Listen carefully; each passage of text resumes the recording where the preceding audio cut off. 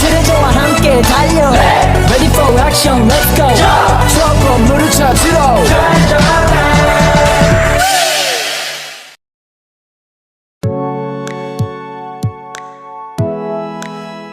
Assalamualaikum warahmatullahi wabarakatuh. Salam sejahtera bagi kita semua. Bismillahirrahmanirrahim. Alhamdulillahirabbil alamin. Wa bihi nasta'in ala umuri dunya wa din.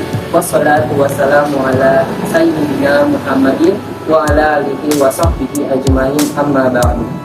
Alhamdulillah, puji syukur atas kehadiran Allah Subhanahu wa taala yang sudah memberikan kita nikmat sehat, nikmat kesehatan, dan nikmat umur sehingga kami semua dapat membuat video ini. Video ini ditujukan untuk memenuhi kebutuhan penilaian UTS semester ganjil pada mata kuliah Pendidikan Adab yang diampu oleh Dr. Taufan Maulana, SE, AK, MM. Salawat dan salam kita ucapkan kepada Nabi besar Muhammad Sallallahu Alaihi Wasallam. Mudah-mudahan dengan seringnya kita bersalawat, kita bakal mendapatkan syafaat beliau di yaumil akhir. Sebelum memulai materi, kami akan memperkenalkan diri terlebih dahulu. Perkenalkan, nama saya Muhammad Yusuf Fadilah. Nama saya Firman Jamil. Nama saya Muhammad Abdul Muhammad. Pada kesempatan kali ini, kami akan menyampaikan sebuah materi yang akan kami sampaikan adab menuntut ilmu dan adab terhadap dosen dan adab terhadap orang tua. Materi ini memiliki beberapa poin penting. Di antaranya yang pertama, posisi kami sebagai mahasiswa institusi diami dalam bagian konsep berpikir, kolektif atau dual taksonomi. Yang kedua adalah adab menuntut ilmu. Yang ketiga adalah adab terhadap dosen dan kedua orang tua.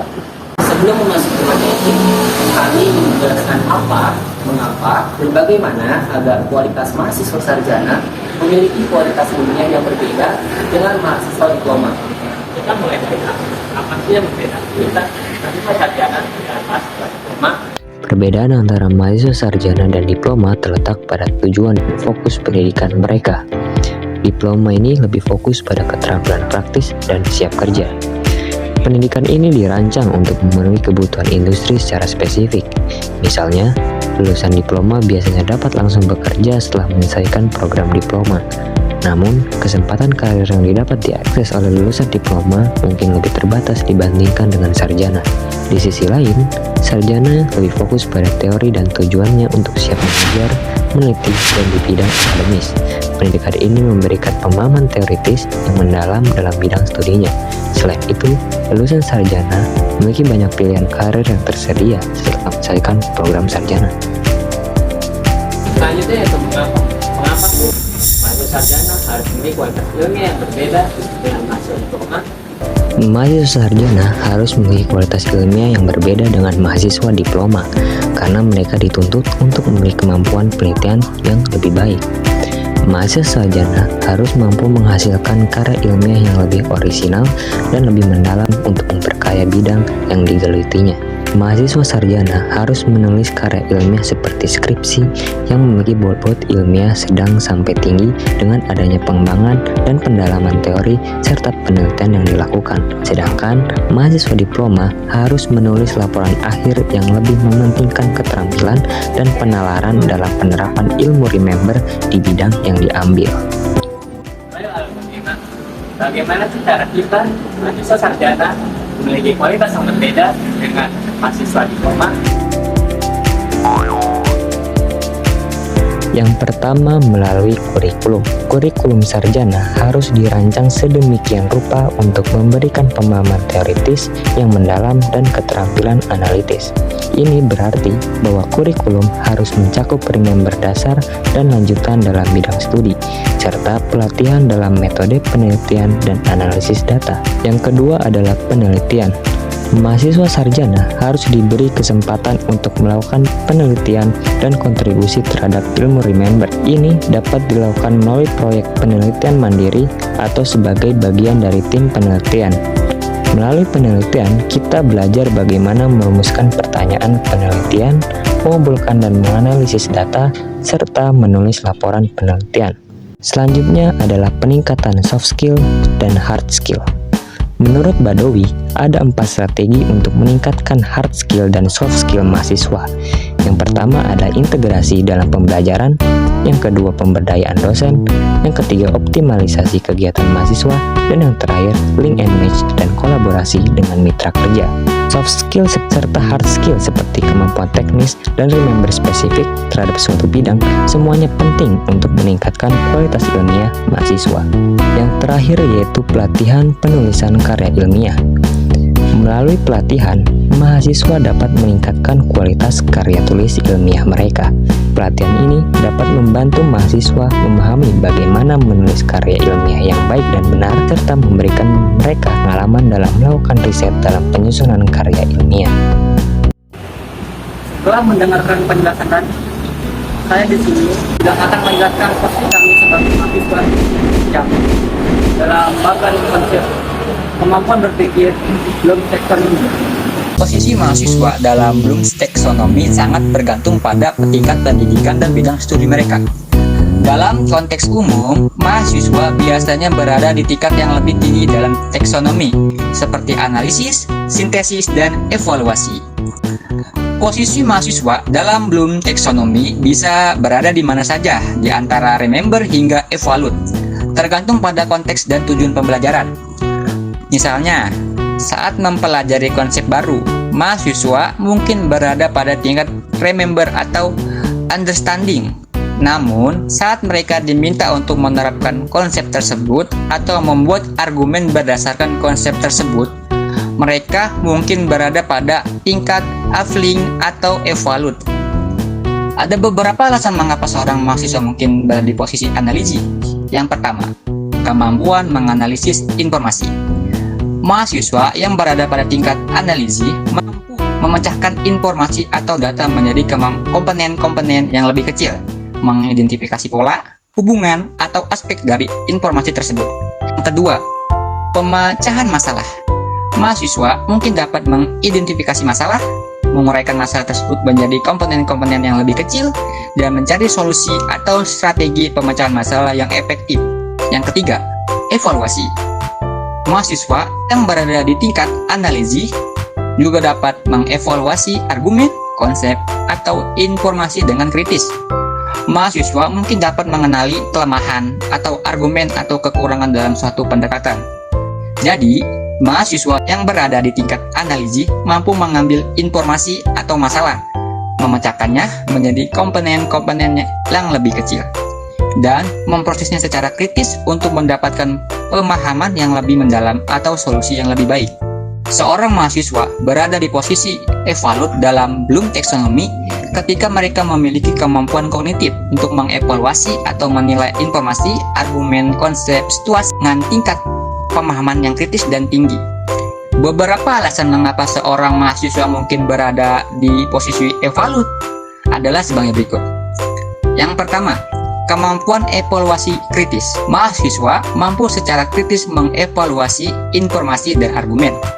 Ini termasuk kemampuan untuk mengidentifikasi kelemahan atau kekurangan dalam argumen, menilai keandalan sumber informasi, dan mengenali bias atau asumsi yang mungkin terkandung dalam informasi. Yang kedua, pembandingan dan kontras. Mahasiswa yang berada di tingkat evaluate dapat membandingkan dan mengkontraskan sebagai pendekatan, konsep, atau solusi untuk suatu masalah. Mereka dapat mempertimbangkan pro dan kontra dari berbagai pilihan. Yang ketiga, pengambilan keputusan. Mahasiswa dapat menggunakan pemahaman dan evaluasi mereka untuk membuat keputusan yang baik. Ini bisa termasuk keputusan dalam konteks akademik atau kehidupan sehari-hari. Mahasiswa yang berada di posisi evaluate dalam Bloom's Taxonomy diharapkan mampu mengevaluasi informasi yang telah dipelajari dan mengambil kesimpulan yang tepat berdasarkan informasi tersebut. Oleh karena itu, evaluasi merupakan kemampuan yang sangat penting bagi mahasiswa sarjana untuk menghasilkan karya ilmiah yang berkualitas. Setelah membahas Bloom's Taxonomy, kita akan beralih ke poin berikutnya, yaitu ada penuntut ilmu. Ada penuntut ilmu adalah sikap atau perilaku yang harus dimiliki oleh setiap orang yang ingin memperoleh ilmu agar ilmunya bermanfaat bagi orang lain ataupun dirinya sendiri. Ada penuntut ilmu mencakup berbagai aspek seperti niat, sumber, metode, guru, teman, lingkungan, dan sebagainya. Dengan ada penuntut ilmu yang baik, Kita dapat menghargai proses pembelajaran, menghormati para pengajar, dan sama penuntut ilmu, serta mengamalkan ilmu yang kita peroleh dengan benar dan bertanggung jawab.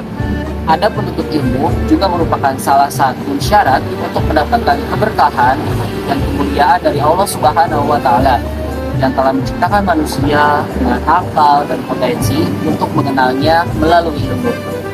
Dalam menuntut ilmu, enggak hanya datang ke kampus, duduk, lalu pulang ke rumah, tapi ada adab yang perlu dijalani supaya ilmu yang didapatkan itu menjadi berkah. Yuk kita simak. Dari banyaknya adab dalam menuntut ilmu, saya akan mengambil 4 contoh adab dalam menuntut ilmu. Adab yang pertama yaitu niat menuntut ilmu karena Allah Ta'ala. Tujuan utama kita dalam menuntut ilmu adalah untuk mengenal Allah, mengikuti perintahnya, dan menyebarkan kebenaran. Kita tidak boleh menuntut ilmu untuk mencari pujian, pangkat, atau keuntungan duniawi, karena hal-hal itu akan mengurangi nilai dan keberkahan ilmu kita. Nabi Shallallahu Alaihi Wasallam bersabda, "Barang siapa yang menuntut ilmu syar'i yang semestinya ia lakukan untuk mencari wajah Allah dengan ikhlas, namun ia tidak melakukannya, melainkan untuk mencari keuntungan duniawi, maka ia tidak akan mendapat harumnya aroma surga pada hari kiamat." Dari hadis riwayat Ahmad.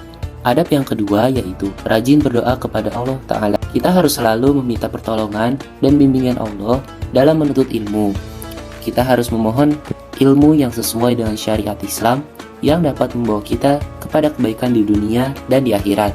Salah satu doa yang dapat kita baca yaitu Rabbi zidni ilman warzuqni fahma waj'alni minas sholihin, yang artinya, ya Allah, tambahkanlah aku ilmu dan berikanlah aku rizki akan kepahaman dan jadikanlah aku termasuk golongan orang-orang yang saleh. Selanjutnya yaitu bersungguh-sungguh dalam belajar dan selalu merasa haus ilmu. Nabi Shallallahu Alaihi Wasallam bersabda, barang siapa yang keluar dari rumahnya untuk menuntut ilmu, maka ia berada di jalan Allah sampai ia kembali. Di riwayat Imam Tirmidzi. Teman-teman, kita harus berusaha keras dan tekun dalam menuntut ilmu. Kita tidak boleh malas, menunda-nunda, atau puas dengan ilmu yang sedikit. Kita harus selalu ingin menambah ilmu kita dan mencari sumber-sumber ilmu yang terpercaya. Yang terakhir adalah tidak boleh sombong dan tidak boleh malu dalam menuntut ilmu. Pepatah bijak mengatakan, barang siapa yang malu bertanya, maka ia akan bodoh sepanjang hidupnya. Teman-teman, kita harus bersikap rendah hati dan tawadu dalam menuntut ilmu. Kita tidak boleh merasa lebih baik atau lebih pintar dari orang lain. Kita harus mengakui kekurangan dan kesalahan kita. Kita juga tidak boleh malu untuk bertanya atau mengakui ketidaktahuan kita. Kita juga harus berani dan antusias dalam mencari jawaban dan penjelasan, serta harus menghormati orang yang lebih berilmu dari kita dan bersikap ramah dengan sesama penuntut ilmu. Kita akan beralih ke pembahasan yang terakhir, yaitu adab terhadap dosen dan adab terhadap orang tua. Mengapa kita harus memiliki adab terhadap dosen? Dari Abu Umamah, Rasulullah Shallallahu Alaihi Wasallam bersabda, barang siapa mengajar satu ayat dari kitabullah kepada seorang hamba, maka orang itu menjadi junjungan hamba tersebut. Hamba tidak boleh merendahkan orang tersebut dan tidak boleh mendahuluinya atau harus memuliakannya. Dari hadis tersebut kita dapat memahami bahwa orang yang berilmu merupakan orang yang harus dimuliakan, karena orang berilmu seperti air yang mengalir di daerah kekeringan, yaitu dapat menyuburkan maupun menyejukkan lingkungan di sekitarnya. Ada beberapa adab yang bisa kita lakukan terhadap dosen. Di antaranya, yang pertama, mengucapkan salam pembuka ketika menghubungi dosen, menyebutkan identitas diri, tujuan menghubungi, serta bersabar jika dosen membutuhkan waktu yang lama untuk merespon. Yang kedua, mengucapkan salam dan hormat saat bertemu atau berpisah dengan dosen. Jangan lupa untuk menyebut nama atau gelar dosen dengan sopan. Yang ketiga, mendengarkan dengan penuh perhatian saat dosen sedang menjelaskan materi atau memberikan arahan. Jangan mengobrol, bermain ponsel, atau melakukan hal-hal yang tidak penting. Yang terakhir, mematuhi peraturan dan tugas yang diberikan oleh dosen. Jangan menunda-nunda, mencontek, atau berbohong kepada dosen. Adab terhadap orang tua. Mengapa kita harus memiliki adab terhadap orang tua? Rasulullah Shallallahu Alaihi Wasallam bersabda, keridhaan Allah ada pada keridhaan orang tua, dan kemurkaan Allah ada pada kemurkaan orang tua. Hadis riwayat Tirmidzi dan Hakim dari Abdullah bin Amr. Orang tua adalah pintu surga paling tengah. Kalian bisa sia-siakan pintu itu, atau kalian bisa menjaganya. Hadis riwayat Tirmidzi dari Abu Darda. Dari hadis-hadis tersebut, kita memahami bahwa keridhaan Allah ada pada keridhaan orang tua, dan kemurkaan Allah ada pada kemurkaan orang tua. Orang tua adalah orang yang paling berhak atas kasih sayang, bakti, dan penghormatan kita.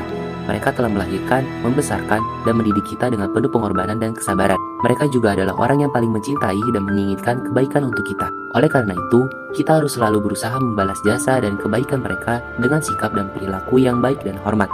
Selain itu, orang tua adalah salah satu sarana atau jalan yang paling utama untuk masuk ke surga. Jika kita menjaga pintu itu dengan baik, maka kita akan mendapatkan kesempatan yang besar untuk masuk ke surga. Adab-adab terhadap orang tua yaitu, yang pertama, tidak meninggikan suara, memandang dengan tatapan tajam, atau berbicara dengan nada yang tidak lembut kepada orang tua, karena hal ini menunjukkan sikap tidak hormat dan tidak sopan. Yang kedua, taat kepada kedua orang tua selama tidak bertentangan dengan perintah Allah dan Rasul-Nya. Lakukan apa yang mereka inginkan dan hindari apa yang mereka benci dengan ikhlas dan sabar. Yang ketiga, selalu mendoakan dan memintakan ampun kepada Allah untuk kedua orang tua. Jangan lupa untuk mengucapkan kata-kata yang baik dan penuh kasih sayang kepada mereka. Selanjutnya, berterima kasih dan meminta maaf kepada orang tua jika ada kesalahan atau kekurangan yang kita lakukan. Yang terakhir, memberikan nafkah, bantuan, dan perlindungan kepada orang tua jika mereka membutuhkan. Jangan menganggap mereka sebagai beban atau masalah. Wah teman-teman, tak terasa kita sudah di penghujung video nih. Bagaimana? Sudah paham belum? Banyak sekali topik yang telah kita bahas pada hari ini, mulai dari perbedaan mahasiswa sarjana dengan mahasiswa diploma, lalu kita membahas taksonomi ilmu, hingga berbagai macam adab, mulai dari adab menuntut ilmu, lalu adab terhadap dosen, hingga adab terhadap orang tua. Terima kasih untuk teman-teman yang sudah menyaksikan sampai akhir video ini. Semoga dengan apa yang kami sampaikan tadi dapat bermanfaat bagi kita semua. Jika ada kekurangan, mohon dimaafkan karena kesempurnaan hanya milik Allah Subhanahu wa Ta'ala saja. Sebelum kami mengucapkan selamat menutup, terlebih dahulu kita membaca doa kafaratul majlis. Subhanallah wa bihamdika, asyhadu an la ilaha illa anta, astaghfiruka wa atubu ilaik. Kami akhiri, wabillahi taufiq wal hidayah. Assalamualaikum warahmatullahi wabarakatuh.